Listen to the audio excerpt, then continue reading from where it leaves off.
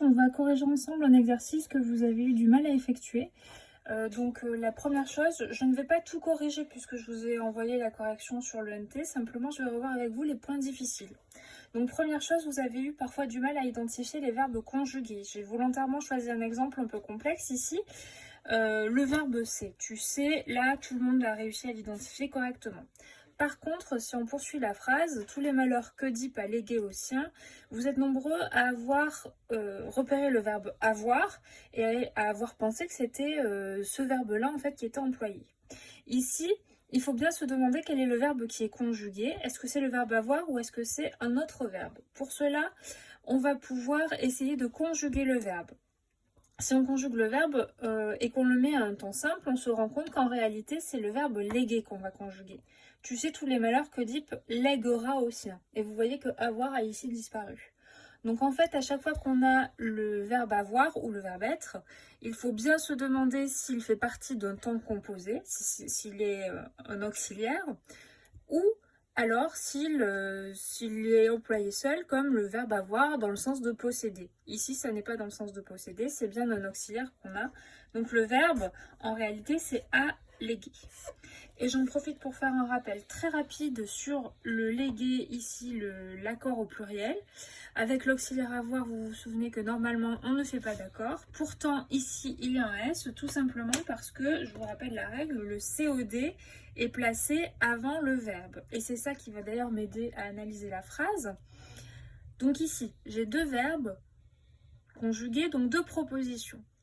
Une fois qu'on sait ça, on essaie de chercher s'il y a des mots qui vont relier les propositions entre elles.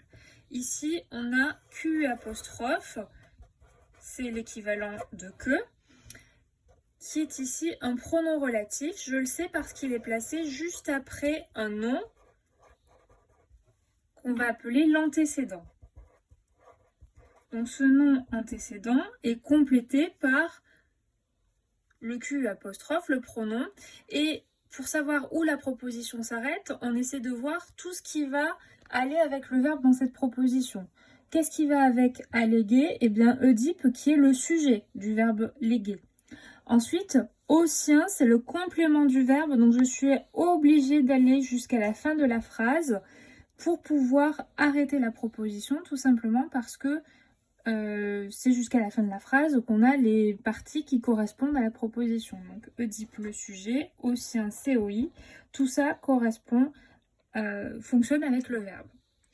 Donc une proposition qui est placée après un nom qui complète ce nom et que l'on peut supprimer, tu sais tous les malheurs, c'est ce qu'on appelle une proposition subordonnée relative. Je reviens à mon histoire d'accord que j'ai laissée en suspens. Donc ici, si on a l'accord, c'est parce que le COD est placé avant le verbe. Ici, le COD de léguer, on a légué quoi? Les malheurs.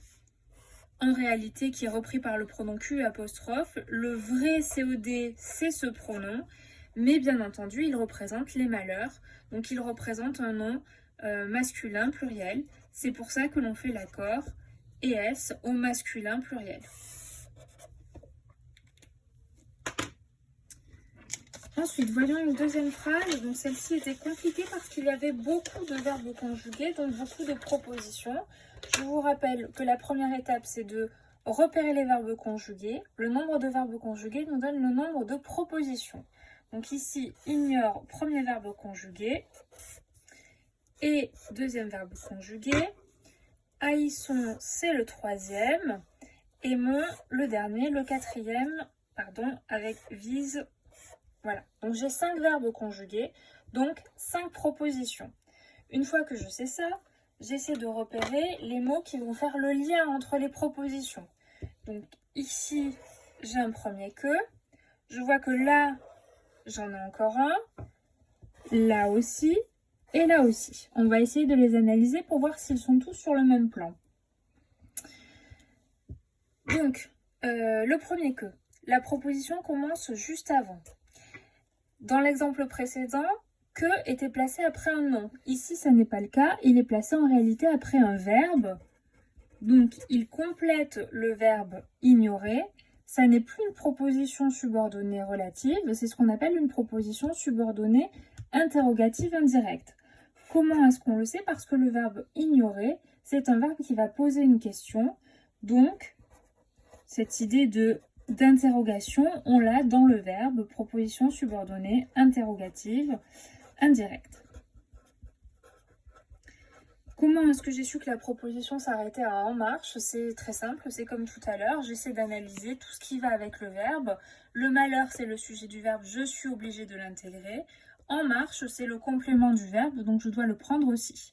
Ensuite, j'avais une virgule et puis un « et » qui va bien marquer qu'on est en train de changer de proposition. Alors, c'est là que ça se complique un petit peu parce que j'ai un « et ». Je vous rappelle que « et », c'est une conjonction de coordination, donc ça veut dire que j'ai deux propositions qui sont coordonnées. Je vais les marquer comme ceci et non plus entre crochets.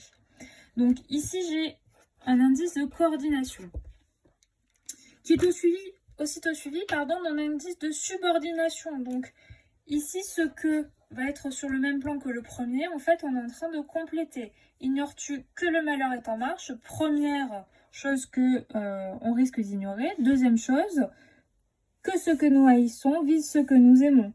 Cette proposition-là, je suis obligée de la faire aller jusqu'à la fin, parce que si je l'analyse en détail, et c'est là que c'est un petit peu compliqué, ce que nous haïssons, tout ça va être le sujet du verbe vise, et ce que nous aimons va être le COD du verbe vise.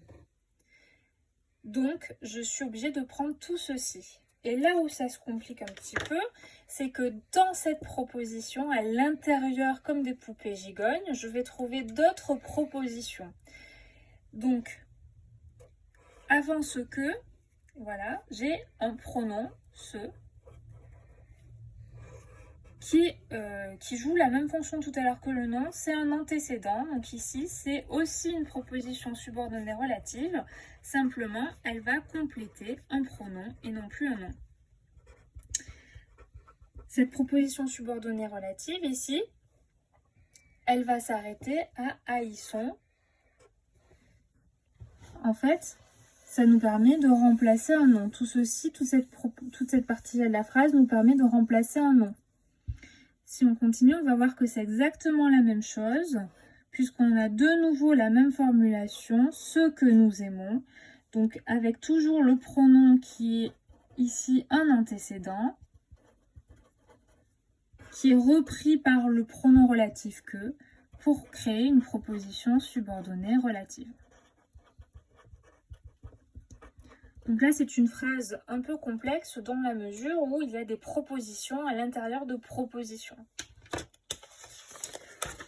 Dernière chose que je voulais revoir avec vous, c'était l'utilisation d'un mode un petit peu particulier. Donc là, si on étudie cette phrase, on se rend compte, comme tout à l'heure, qu'on a le verbe avoir. Alors on fait attention à ce qu'il fonctionne tout seul.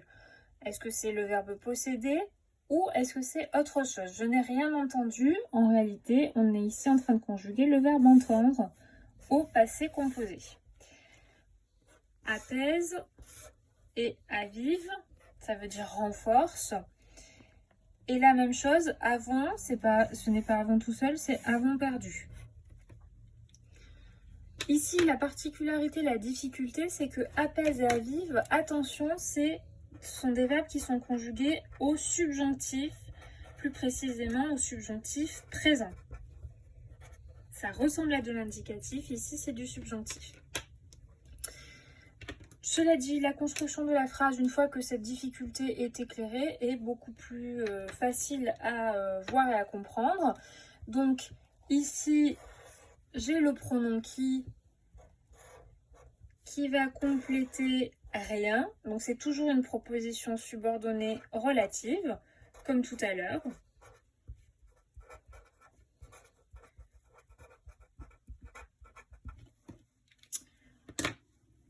Cette proposition subordonnée relative est coordonnée à une autre proposition ni avive ma peine. Voilà, ça va aller jusque-là.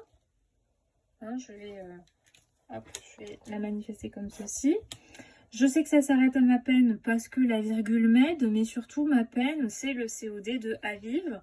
Donc là, on a une proposition coordonnée. qui est sur le même plan qui apaise. Hein. On aurait pu avoir ici sous-entendu qui. On ne le répète pas, mais c'est ce qui est sous-entendu. Et enfin, on a aussi le pronom ou, qui est aussi un pronom relatif, attention, qui va reprendre l'antécédent heure. Et on va s'arrêter à frère, puisque nous, c'est le sujet de avons perdu. Avons perdu quoi? Nos frères, COD. Je suis obligée de m'arrêter là, puisque c'est ici que s'arrête le sens du verbe. Donc cette phrase-ci, la complexité, c'était l'identification du subjonctif présent en tant que mode du verbe. Dernière phrase, parce qu'elle est un petit peu différente des autres, donc j'ai envie de la revoir avec vous aussi. Donc là, j'ai deux verbes. Je vous rappelle que puis-je, ici le verbe puis, c'est une forme du verbe pouvoir pour je quand c'est une interrogation, hein, donc une forme peu employée mais qui existe néanmoins. Et là, ce qui m'intéresse, c'est que ici la proposition subordonnée est placée avant et non pas après. Ici, il y a bien un que, donc on pourrait faire une erreur, mais attention parce que ce que n'est pas un mot qui appartient à la subordination, pas du tout. Ici, il y a le sens interrogatif. C'est l'équivalent de quoi? Qu'est-ce que je peux faire, moi?